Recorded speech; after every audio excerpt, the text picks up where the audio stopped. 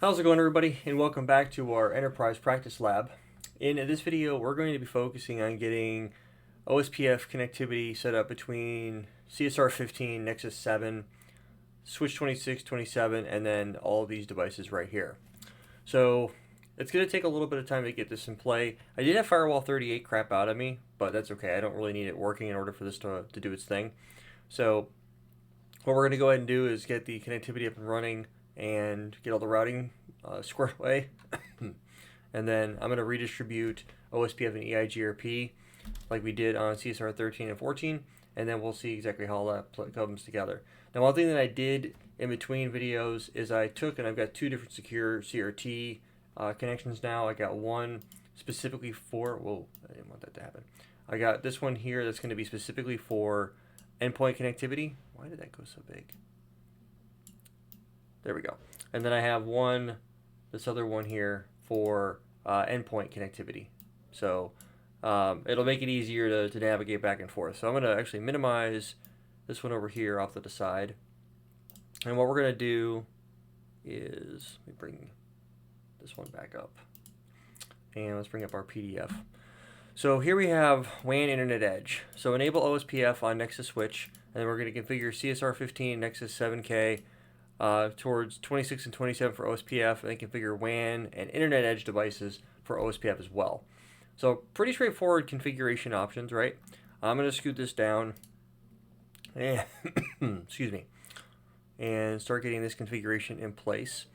So let me see here. Let me come down here to the bottom and scoot this down. Whoops. When you miss sometimes. So let me go ahead and bring this down just a touch, and then bring our PDF over like here, so we know what we got going on. Focusing on WAN and Internet Edge. So first things first, we're going to go over here to 15 and 17. Actually, let me go back it up to, let me move this over here to this, so we can go all the way over Nexus 7K. And then I'm going to go ahead and get out of the way. So let's go ahead and Nexus 7K. I'm going to go ahead and log in. I'm going to do a show run pipe include feature. And then I've got OSPF turned on already, which is good. So I'm going to go ahead and show IP interface brief. So we're going to do this on 726 and 727. So show run OSPF. Router OSPF1, router ID is going to be 10.0.0.7, and then we're going to say that interface ETH 1/5 through 6, and I'm going to type in IP router OSPF1 area 0, and that's literally all I have to do. So I get this configured for this guy, and everything else looks pretty good. I'm going to go jump onto CSR 15 now and go ahead and get that configured. So if we do show run pipe section EIGRP, EIGRP is being specific, we're going to have to do the exact same thing. So we're typing router OSPF1, network of 10.15.26.0, 0.0.0.255, area 0, and then we're going to hit the up arrow and do 27 the same way.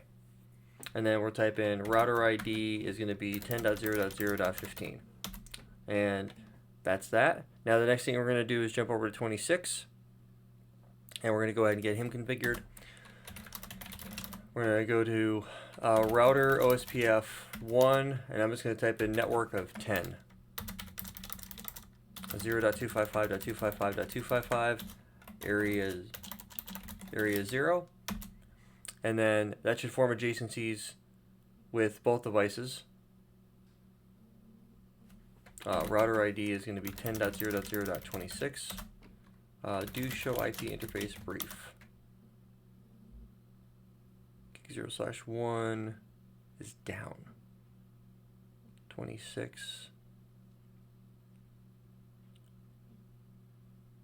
Do ping 10.15.26.15. Okay, I can ping that. let's see, do show run section OSPF. Okay, that took a little longer to come up than I was expecting it to, but that's right, I forgot about that. I'm used to working with EIGRP, or BGP, so I forgot that OSPF takes so long to form. But let me jump on to Nexus 7K and see 726, show interface status. Why does that look weird on 26? Down, gig 0/1. Interface, gig 0/1. Let me shut it down. And then no shut it. See if that does it. Line protocol. Do show IP interface brief. Okay, that was weird. But we'll give that some time to come online. 27, same thing. And then we're going to go to router OSPF 1. Router ID is 10.0.0.27. And then we're going to say network of 10.0.0.0, 0.255.255.255, area 0. Do show IP interface brief. And gig 0/1 on this one here is down too. So interface gig 0/1, shut, and then no shut it.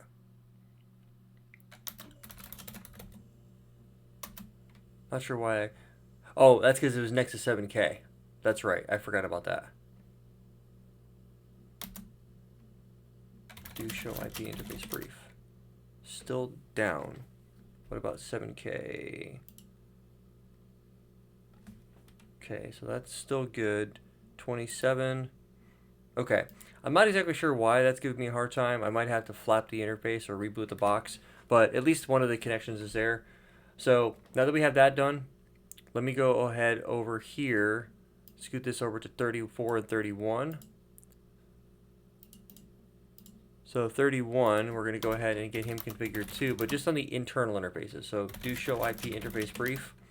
We're going to configure 10.27.34, or I'm sorry, 31. So router, so in this case here, router OSPF 1, and then we're going to type in router ID is going to be 10.0.0.31, and then we're going to go to interface gig 1, type in IP OSPF 1 area 0. Okay, so now that that's done, I should form an adjacency with switch 27. I'm going to do the exact same thing on 34, because I don't want to form adjacencies on the external interfaces, right? I'm going to go to 34, do the exact same thing.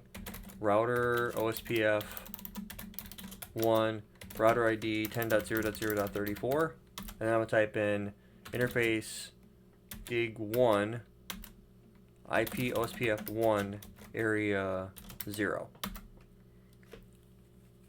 That'll allow us to do the route advertisements, get the OSPF adjacency online. So now that's good. So do show IP route. I'm not learning anything quite yet from switch 27. Why is 27 not? Do show IP route. I should be learning something. 34. Okay, yeah, OSPF was, so the SPF process was still working. So that's okay though. What I'm going to go ahead and do now is I'm going to go ahead and focus on getting the rest of the connectivity I need in play. So 15 and Nexus 7K are going to do redistribution. So in this case here, I'm going to start on CSR 15, and I'm going to go, I'm under OSPF, so I need to type in redistribute EIGRP 1 and say subnets. It's a very simple line. And I go over here to 20, if I go over here to say 31, and I do show IP route, I'm going to see a bunch of external type 2 routes now. Totally what I'm expecting to see. Now on CSR 15, for router EIGRP 1, I need to redistribute OSPF 1, and then I need to say metric. So what is the EIGRP metric we're going to be using? I'm going to put in 1 million, 1, 255, 1, 1500. If you don't know what that is or what I'm doing with the metrics, then basically it's just the K values that I'm giving variables for. So now that we've got that, I should go over to CSR 13 now, and I should say show IP route, and I should see stuff showing up inside of there. So now I see connectivity to 10.26.100, and that's exactly what I'm looking for. So that's exactly what I should see. Okay, so now that I've got all that in play, let me go ahead and do the same thing on Nexus 7K. So Nexus 7K is going to be a very similar operation. I need to go ahead and create route maps. So I'm going to type in route-map rm EIGRP to OSPF, and then route, hit the up arrow, and now it's going to be route map rm underscore OSPF to EIGRP. I'm going to go to router EIGRP1. I'm going to type in redistribute OSPF1, and I'm going to say route map, and the route map is going to be OSPF to EIGRP, and then I'm going to say the metric, actually take that one step back, redistribute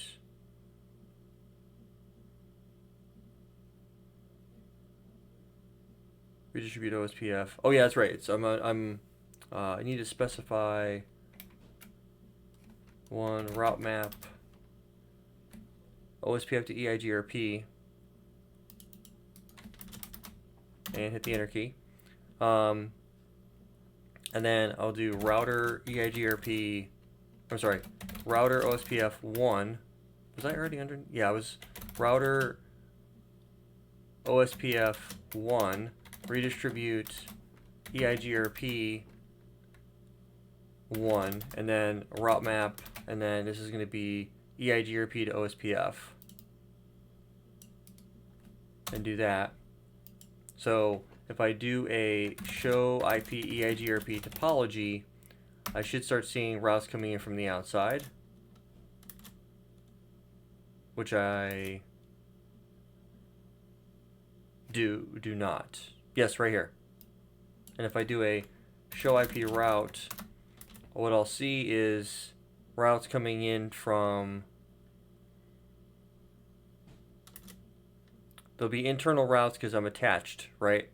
But if I look at, say, CSR 14 and do a show IP route, I'm going to see stuff coming in from, like I'm expecting, 10.7.14.7. I see some of the same routes coming in. I see 10.26 coming in from two different ways, which is what I want to see.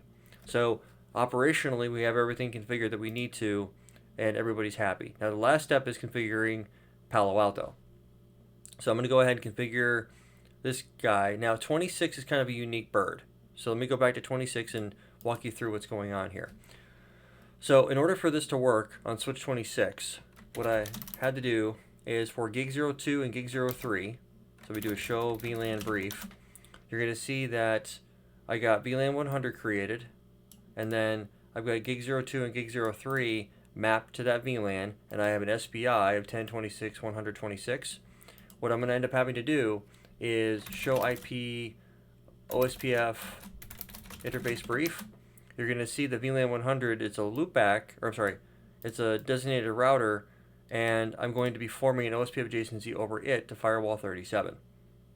I need that because I need to be able to have the same subnet available on both interfaces attached to this guy. So there's an SPI here, and then firewall 37 is online. If firewall 38 being standby, if he goes standby or goes from standby to active, I need to be able to move that connectivity over to here.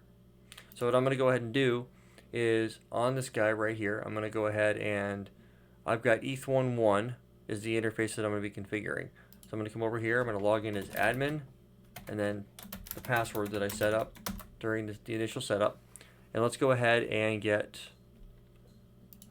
admin and password.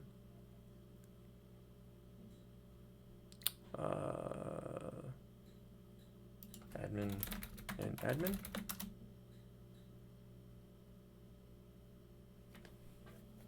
Okay, gotcha. So normally you do this during the login process when you first do the console. So the old password is going to be admin, admin. The new password is capital P @SSW0RD, and repeat the process. And then change password. Admin, and then password. Now the administrative session is going to get created. So we'll give the Palo here a moment to do its thing and come online. And I'm going to pause for, okay, it's coming up a lot faster than I expected to. So we're going to go ahead and say don't show again for all this Palo 9. I'm going to go ahead and go over here to the networking tab, and I'm going to configure ETH1/1. This is going to be interface type of layer 3. The virtual router, I'm going to use the default even though you don't have to, and the security zone is going to be new zone, and this is going to be inside. Say OK. I'm going to go over to IPv4, static address, add it. I'm going to type in 172.26.100.100 and /24. I'm going to click on OK. And then from there, I'm going to go ahead. Notice that the link state is down. I haven't committed the config, even though I can click the button right there and configure it. I need to go over here to the virtual routers underneath the default VR. So think of these as VRFs, essentially. So what I'm going to go ahead and do is I'm going to come over here to OSPF. I'm going to enable OSPF, and the router ID in this case here, since this is going to be 111, so it's going to be 10.0.0.111. That's required. It won't work unless you have a router ID defined. And then I'm going to come over here and say uncheck reject default route, because eventually I will get a default route through BGP when I or through a static default route. I want to be able to take that route and add it. So I'm going to first have to create an area. Create the area. This is going to be area 0.0.0.0. It's going to be a normal area. And then the next thing I have to do is click on interface and add interfaces that'll be inside of that area. I'm going to click add, and then interface in this case here is going to be, I don't have anything set up yet, even though technically I do. Click on OK, click OK. Let me go back to interfaces and virtual, default. That's my fault. Click OK. And there. So now that should be okay there. So I should be able to go back to virtual routers, default VRF, or default VR OSPF, area 0, interfaces, add, and then from the drop down, ETH11. There we go. I'm going to enable it. It's not passive. These are the values. So if you want to change any of these values, you could. I'm going to click on OK and click on OK there. And if I wanted to look at export rules, I could allow redistribute default route. I'm going to do that right now, even though I don't have one. I'm going to click on OK. And I'm going to go ahead and click on commit. And commit again. So that's just basic connectivity is all we're setting up here. So what I'm going to do is I'm going to pull back up this. And 26 is connected to that connection. So as soon as that is completely done, we should form an OSPF adjacency. Let me do show IP OSPF neighbors. We're going to see a connection once that's fully deployed to firewall 37. I had to think about what it was. Okay, so now that that's there, I should form an OSPF adjacency with that connection here momentarily. Give that a minute to do its thing.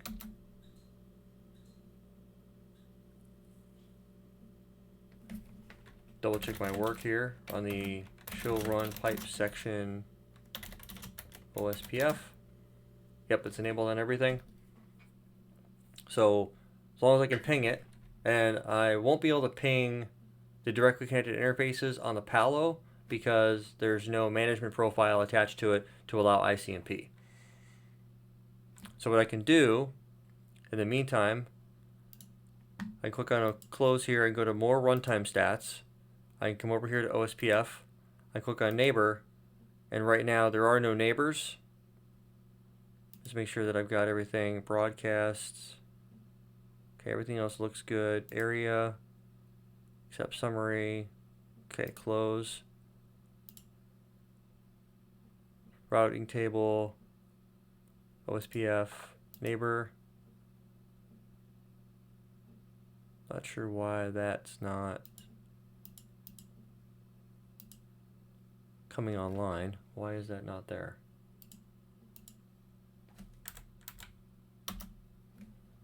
Let's see what the deal is. So let me go back over here. Firewall 37. Right here. We go ahead and admin and then the password.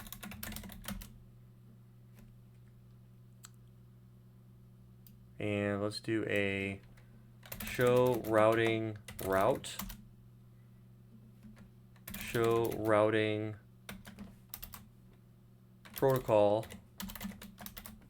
OSPF and then interface.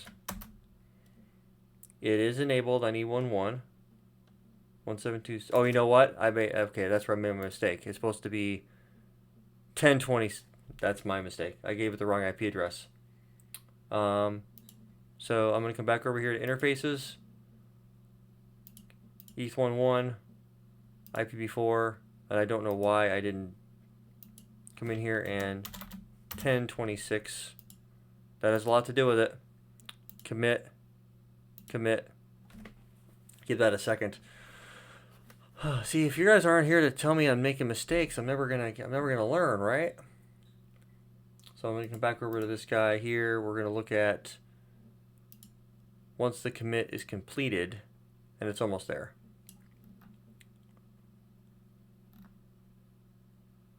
And then 26, we should form an OSPF adjacency here momentarily.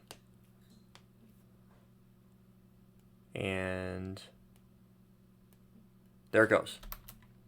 So got my neighbor, and if I look on firewall 37, if I look at my, my neighbor command, I have a neighbor up, and if I look at show routing route, I should be learning a bunch of OSPF routes in my routing table. Excellent. So that means that everything up to this point is where I need it to be. I'm going to jump back over here to my Eve topology. My firewall is now online.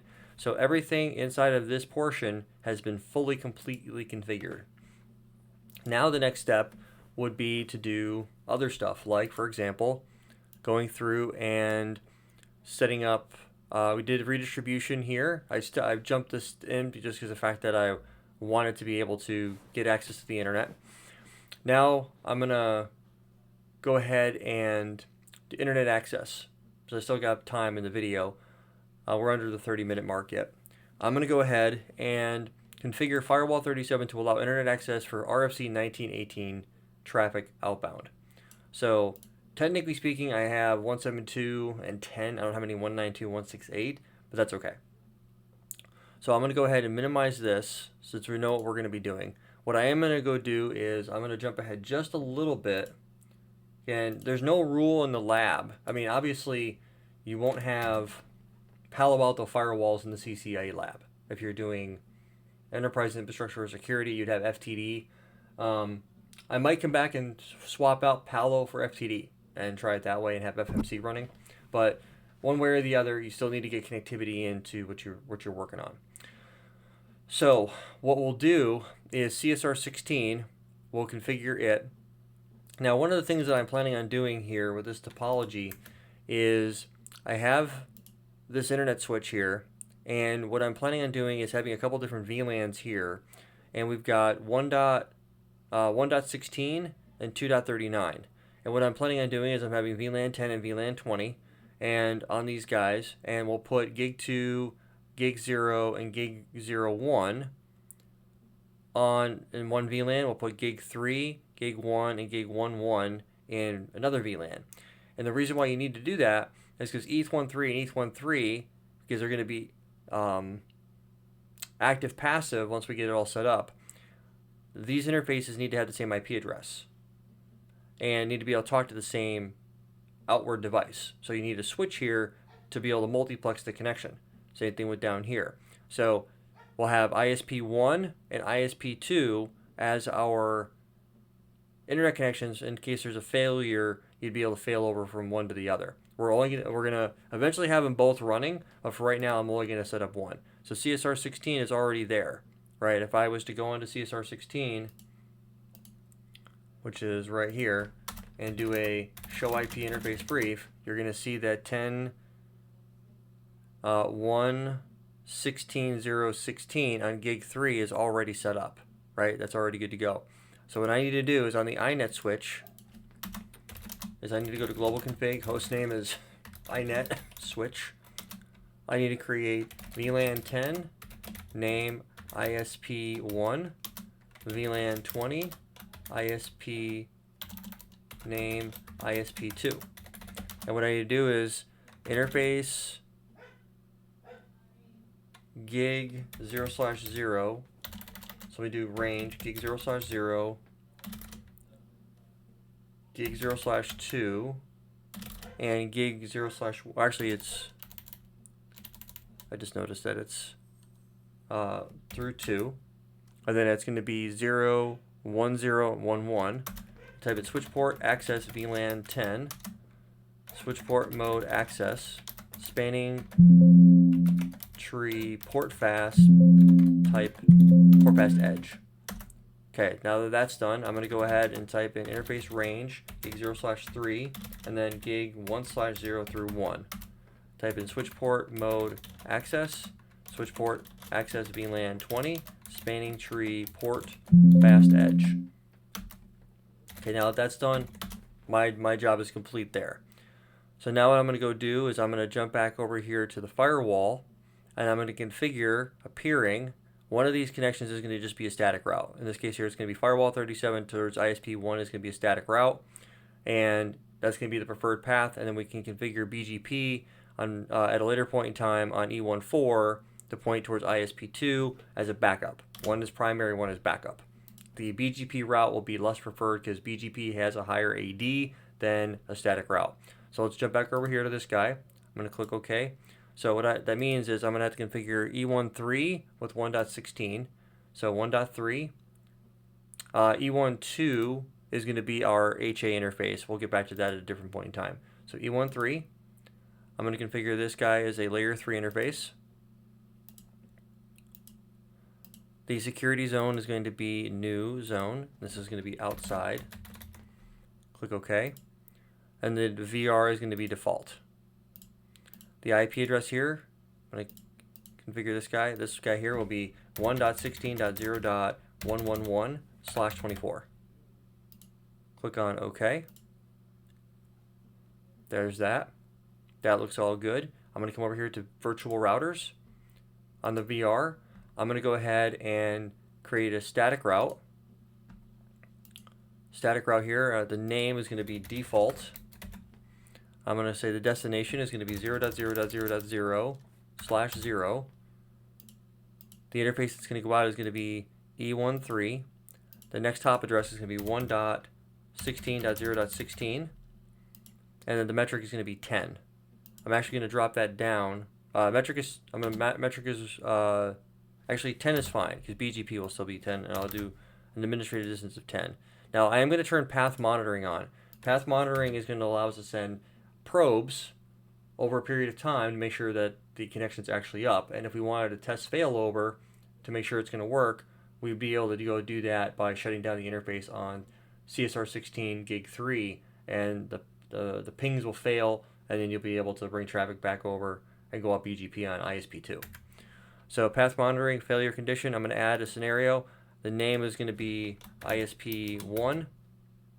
Source IP is going to be this address, destination IP. We're going to put in here is going to be 1.16.0.16, my next hop. I'm going to ping it every 3 seconds, and I'm looking for 5 pings, so basically 15 seconds. Click OK. Click OK here. And then I'm going to go underneath redistribution profile. This is how I redistribute the static route into OSPF. I'm going to come up here. This guy is going to be OSPF default. Priority is going to be 1. Allow the redistribution. The source type is going to be static. And then I'm going to click on OK. And I'm going to come over to OSPF. I'm going to say export rules. I'm going to allow redistribution. I'm going to add the name is going to be OSPF default. It's going to be an external type 2 route, and I'm going to tag it with 65001. And then a metric of 1. So you don't technically have to do this, but so ordinarily what I would do in this situation, because I want this to be the preferred route, is I would go external type 1, because from the OSPF state machine's perspective, external type 1 is preferred over external type 2, where I'd have BGP be redistributed as external type 2, so it's less preferred. But we can come back to that at a later point in time. If they're the same route type, then the metric will be the determining factor. I'm going to click on OK, click OK again here, and I'm going to go ahead and commit. Commit again, and what I'm going to do is I'm going to pull this guy back up. I'm going to look at firewall 37, and then look for the static route. Routing, and I should be able to type of static. I should have a route here come up in just a moment to where I'm trying to go.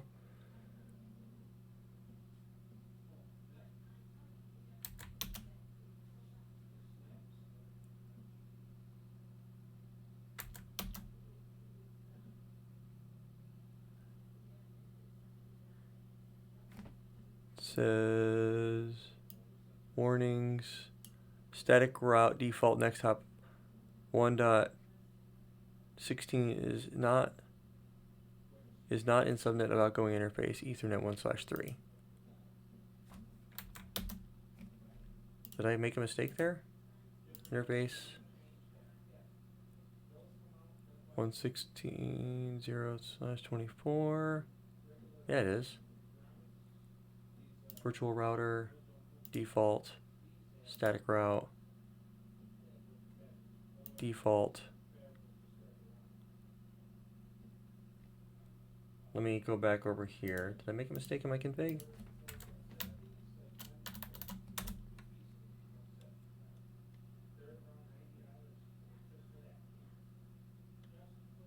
Okay, I should be able to ping host 1.16.0.16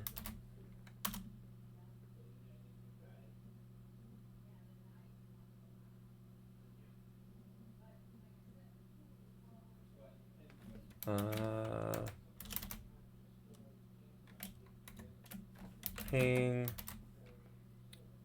host 1.16.0.16 and then source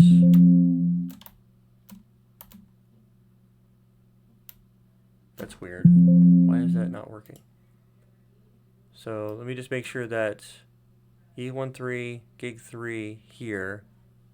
Am I able to learn the MAC address? What does the internet switch see?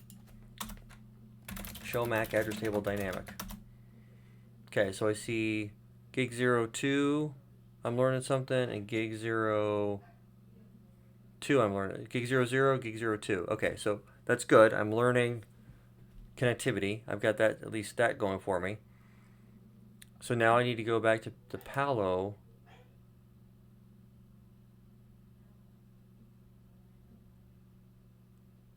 Destination IP.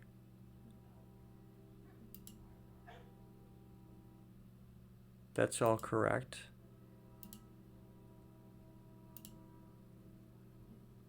Static routes, more runtime stats, routing table. Okay, so there's a default route there in the route table, but oh, it's in the forwarding table. Maybe I was just too quick. So let me go back over here to this guy. Look at firewall 37 and look at the static. Okay, now the static route's there. I don't know why it was giving me a hard time. So if I do a show routing route, I see the default route there. And that's good. Now if I go over here to say switch 26, and I do a show IP route, I'm going to see an OSPF default route here. And if I go back to here, I'm going to see, for example, switch 21, show IP route. I should see an external EIGRP external route coming in, which is what I want. Now, I won't actually be able to reach anything right now because I don't have a NAT rule on firewall 37 to CSR 16. And one of the things that I want to do real quick is on E13, I'm going to go ahead and cheat a little bit. I'm going to create a interface management. I'm going to go ahead and create a policy. Call this ICMP in. I'm going to allow ping. Click on OK. And then now that's been created, I'm going to go to the interfaces, E13, and then advanced, I'm going to the interface management profiles ICMP in. I'm going to click on OK. And then commit that real quick. That's going to allow me to ping the outside interface. Give that a second to do its thing. I'm going to pause real quick.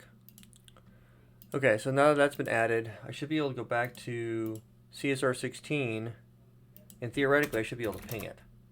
Show ARP. There it is. So I'm going to ping 1.16.0.111, and I can ping it. Okay, that's a good sign. So if I go back over here, let's go back to virtual routers, show more runtime stats, and if I go over here to static route monitoring, it's up. So it can reach this address. I'm not sure why it was giving me a hard time before, but that's okay.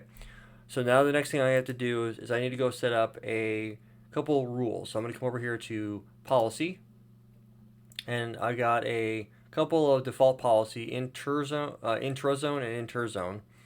So I need to create a NAT policy and then a security policy. The NAT policy I'll do first. I'm going to go ahead and click on add one. I'm going to call this inside to outside NAT. I'm going to, it's going to be IPv4 the original packet. The zone is going to be inside. And this is really the beauty of using zone-based firewalling, where if I can have multiple interfaces in the zone, as long as I'm matching on it, we should be able to go where we got to go. Destination zone, I'm not really, it's going to be outside. The translated packet, the translation I'm going to be doing, I do want to translate it, it's going to be dynamic IP and port. So I'm going to be basically doing PAT, port address translation. The translated address, I could either do an IP or I can tie it to an interface address. The interface is going to be E13, and the IP address is going to be this address right here. That's it. I'm going to click on OK. Now that's the NAT rule, right? The NAT rule is there. Now I need to create a security rule to allow traffic to flow through it. So normally, like on FTD or an ASA, this would be as far as you'd have to go. You wouldn't have to go create a security rule. You'd have to just go create the NAT entry on a network object that matches the subnet you want to allow to be NATed, and then you'd be on your way. Palo, you need to take a step further. Security, we're going to go ahead and create a new rule. This is going to be inside to outside NAT policy. Just like that. The rule type is going to be interzone. I like to use that whenever I'm working with this. Source zone is going to be inside. Destination zone is going to be outside. Application is going to be any. Service is going to be any. Action is going to be allow, and I'm going to log at the end of the session. Nothing really else that I need to worry about. Click on OK, and then commit. Commit that. It's at the top of the entry, so it'll be the very first rule that gets applied. So what'll end up happening is if I was to try to ping something on the internet, I'm going to try to ping 1.16.0.16 here in just a second from my endpoints, and I should be able to reach it. And I'll be able to come over to monitor, and we'll be able to show you the connections. So I'm going to let that finish up real quick.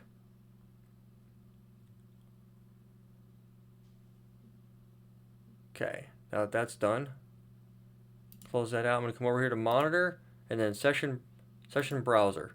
Nothing's really going on at the moment. I'm going to go ahead and pull up my PCs. I'm going to go ahead and pull up PC 66. Come in here, and I'm going to attempt to ping 1.16.0.16. I can ping it, and if I come over here and I do a refresh, I have pings coming from 10.1.10.66 to 1.16.0.16, all's well. Now I'm going to take this a step further. So I'm pinging from here up to here. So the traffic flow is taking essentially this path right here to where it's got to go. I can do a trace route I can take that a step further. I can do a trace route to 1.16.0.16 numerically, and it's going probably the path that I told you it was taking, 20 to 22 to Nexus 7K to 15, because this connection right now is temporarily down. 15 to 26, 26 to 100, 100 all the way out to 16. Perfect. It's working the way we want it to. Now I'm going to take this one step further just because of the fact that since we're on a roll, let's keep the testing going. I'm going to create username is going to be admin privilege level 15 with a password of admin. I'm going to type in line VTY 0 space 4, login local, and we're going to use transport input is telnet. Okay, now that I've done that, come back over here to PC66. I'm going to telnet to 1.16.0.16. Admin. Come back over here to the session browser, refresh it, and then we have a telnet entry right here. 2 port 23, protocol 6 is TCP. So I have a TCP enabled connection to which is telnet, so that we know that it's working the way we expect it to. So that, ladies and gentlemen, is everything that we need to do in order to get internet access there. So from here on out, we've got the majority of what we need configured. I'm going to show you guys how to do a BGP peering to this, but here's the thing. I've actually got to tap the brakes on everything that we're doing in the HQ, even though we've built up some momentum, right? We've got a lot of stuff working. I want to get firewall 38 up and running, and then I want to get HA squared away.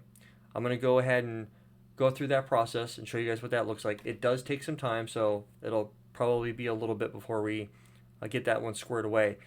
But before we can actually do any of the connectivity for BGP out to ISP2, we got to get all this configured first. We don't have any of that stuff done. So we have to go configure all of these ISPs from the ground up. Then we got to do the MPLS provider and then get all the DMVPN connectivity squared away. We still have a lot left to do, but this is the beauty of having a lab to do it with. So that being said, everything is up to this point is good to go. If you guys have any questions, please leave a comment in the comment section below. That includes, I would have done this or whatever. That's fine. I'm always interested in taking people's opinions on what we got going on. In addition to that, if you haven't already done so, please like, share, and subscribe. I forget to mention this every once in a while, but in the description down below there will be a link to a Google Drive with all the things you need in it on a per video basis. So you'll be able to get all the configs. Firewall, anything I have to do on the Palo will be kind of tricky to do. I might be able to do like a show run of the actual config. I'll have to see if I can do a delta of what's actually new. But nonetheless, the config is coming along exactly the way we want it to. So that's a good sign. Until next time, guys, thanks so much for stopping by, and I'll catch all of you guys in the next video.